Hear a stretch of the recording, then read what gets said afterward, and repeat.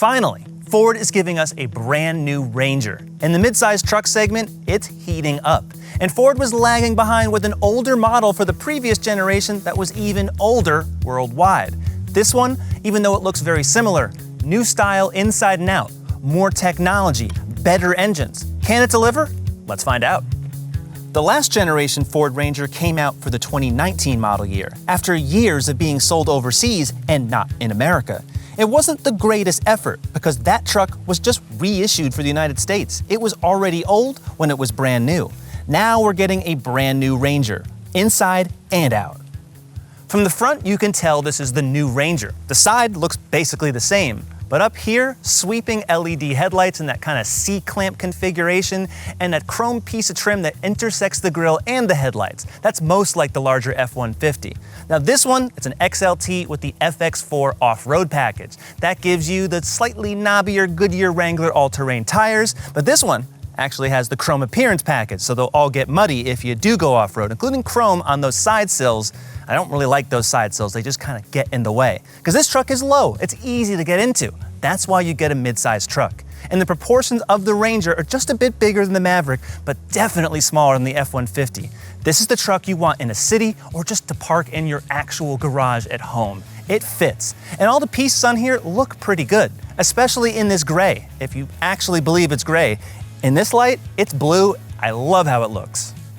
There's now 3 engine choices on the Ranger. You get the same one as before, a turbo inline-4, 2.3 liters. It's small, but it's got a lot of power. 270 horsepower and over 300 pound-feet of torque.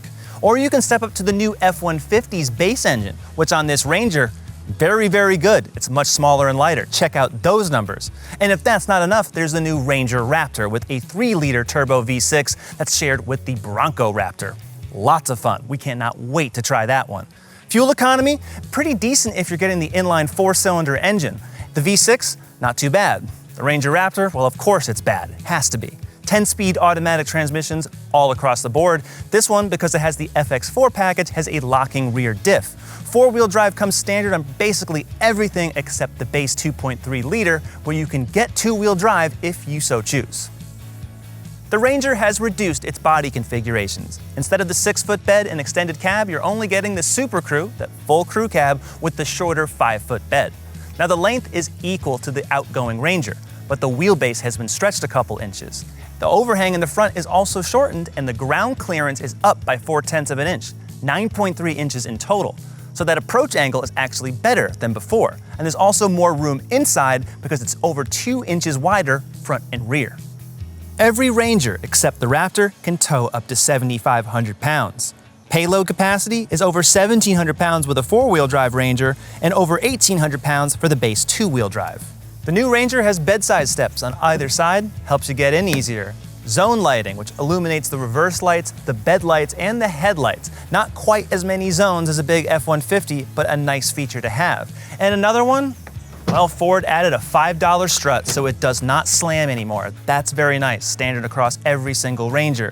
This one has the spray-in bed liner, and if you look closer, you're gonna see a 400-watt AC power outlet that's very convenient, plus 43 cubic feet of space in this 5-foot bed.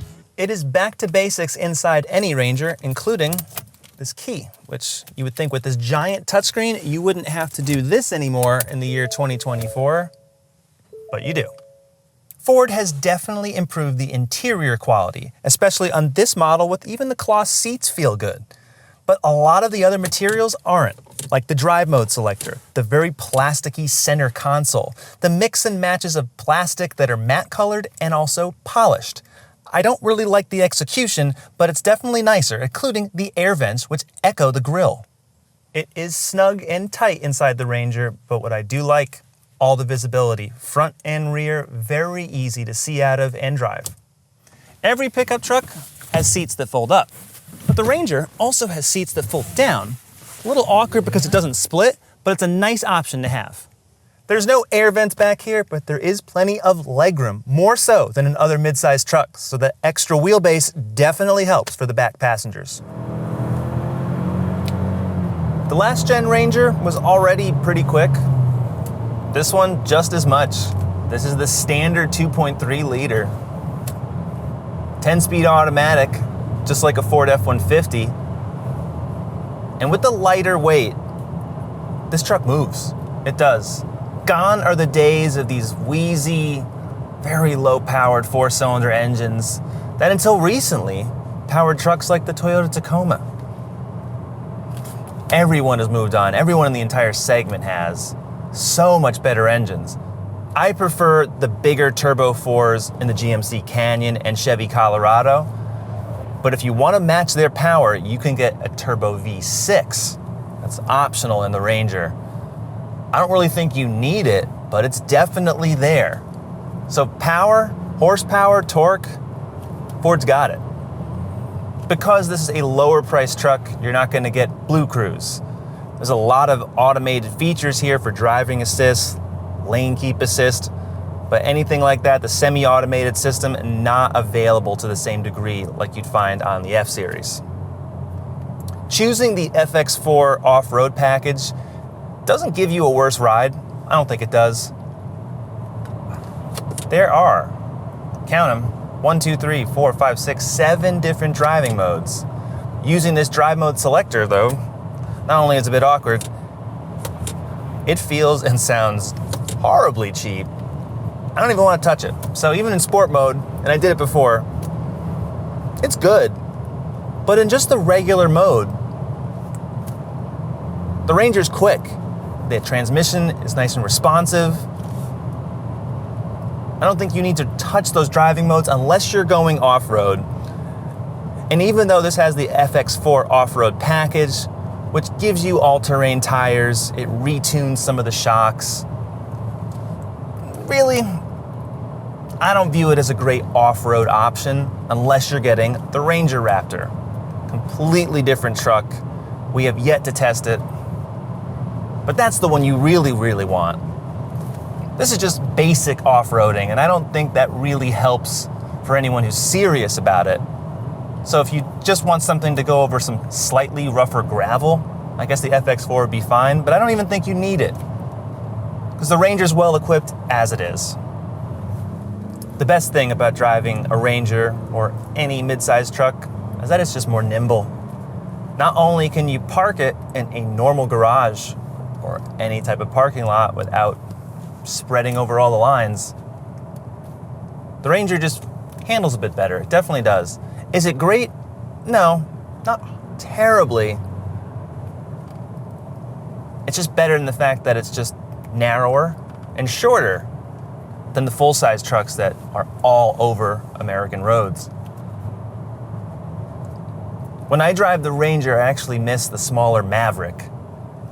That truck, even though it's based on a car platform, it just does probably like 75% of what the Ranger can do. Doesn't tow as much, hauls nearly as much. If I look behind me, yeah, the Ranger's a bit more spacious, but not by that much. And the fuel efficiency gains of the Maverick, yeah, it's not as quick as this Turbo 4, but you can get a Turbo 4 on the Maverick, a slightly different version. So if I was choosing a truck, I'd go a little smaller than this. And if I'd want a Ranger, I don't know. It drives good, but it's not exceptional. I would just say that. But body roll is definitely well controlled. And even though the steering, I think, could be a lot more accurate given the size of this truck, it's good.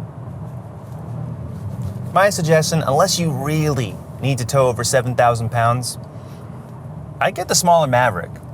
We've reviewed so many of those trucks, and they're delightful every single time. It's not that the Ranger doesn't delight. It's just that for more money and for the slight increase in size and capability, it's not really drawing any wow factors. But then again, not too many mid-sized trucks really deliver that. Aside from, in my opinion, the GMC Canyon and the Chevy Colorado. I just think they're better, especially on road. And those big 4-cylinder engines are just terrific. The Ranger is good. It definitely drives better than the previous generation, but it's not the best driving truck in the midsize class. The Ranger has an independent front and a solid rear axle with leaf springs, but Ford moved those shocks to the outboard of the springs It's a better position. You just get better tuning, better ride. And the Ranger is definitely improved from what it was before. It used to float a bit more. It just felt a little wobblier.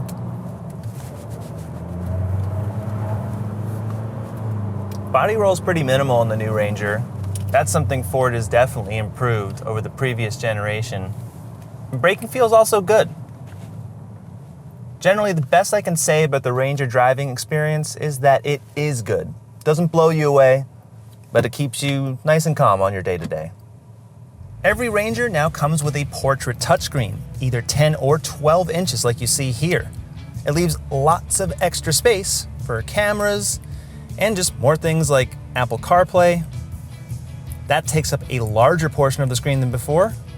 It's also easier to access settings, although the system here, it's called Sync 4A, it does operate a little bit slowly. You can see just how those things load right there, but it is interesting to see all of the options you have here. Kind of works like a Windows computer in a way.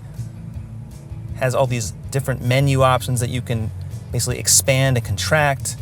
Plenty of connectivity on board and plenty of settings. You don't get Ford Blue Cruise on here, but there's tons of settings, including the old school door keypad code that is an option. If you like to lock your keys in the car on purpose, perfect. It has that. Plus, there's options for Amazon Alexa and Ford's own voice assistant. The only weird thing is that the climate controls are actually duplicated. There's digital ones on the screen and then the manual controls right here. So kind of wondering why Ford had to do that when there's precious real estate it didn't have to use. But maybe that'll change in a software update. Every Ranger comes with a digital instrument panel as standard. This is the smaller one. A 12-inch one is available that removes the gauges on either side there. But what you see here actually works really well. It's very legible. Get a lot of information here if you want to see it all. No full screen maps, but you can see the different driving mode status, and it does change some of the colors here, so that's kind of fun. Most importantly, it's very legible and it's easy to use. The 2024 Ford Ranger starts at $32,720. There are 4 trims.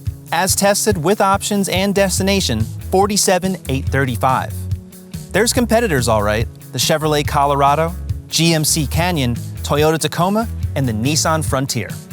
The Ranger raises the bar, but it doesn't quite clear the hurdle set by GMC and Chevy. That's my opinion. I think those trucks are a bit better in terms of power and refinement and even interior quality. And I also think Ford has plenty of competition in its own right. The smaller Maverick does so much of what the Ranger does, and I think for the price, it is a much better buy. But what do you think?